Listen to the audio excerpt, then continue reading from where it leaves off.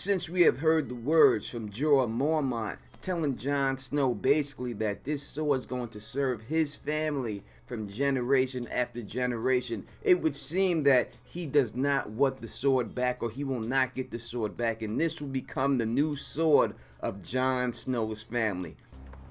It'd serve you well. And your children after you.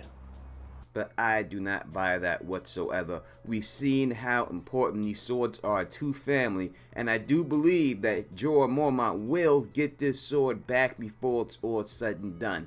And we could see this in the reason that he gives the sword up to Jon Snow in the first place. I've forfeited the right to claim this sword. It's yours. So because he feels that he brought disgrace to his family, he feels he is not worthy to hold this sword.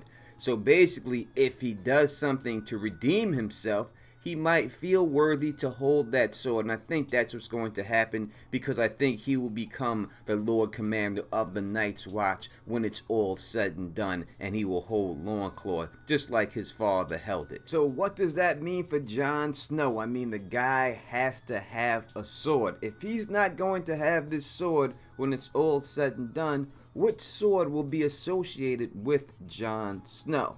Now, the only sword that we see associated with Jon Snow that isn't Longclaw is the sword used by Sir Arthur Dayne at the Tower of Joy. And this is the sword that was left at Jon Snow's bed. So is this Jon Snow's new sword? Will he get Dawn from the Daynes at some point in this show? And that's the sword he's going to use to fight the Night's King.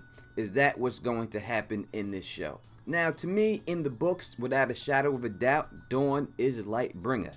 So it makes perfect sense that Jon Snow does get his hands on this sword. If it's like that in the books, and they have already showed it in the show this way, why not just do that and have him get this sword?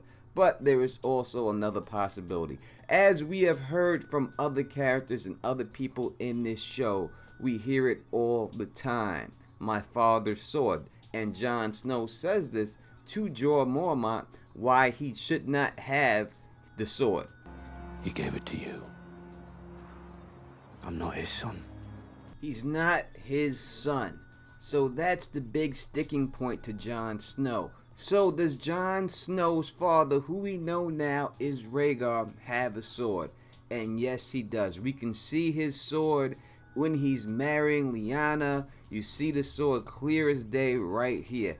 And we also have seen this sword in the show already a couple of times. We've seen it pointed at Dany when he introduced this sword. It's the only reason why I can see them having this sword in the first place, because it means that when Rhaegar was killed, they got Rhaegar's sword back. And then they shipped him off with Dany, Viserys and Dany's, with this sword. So this sword must be the sword of the king. That's the only reason why Viserys would still be holding on to this sword.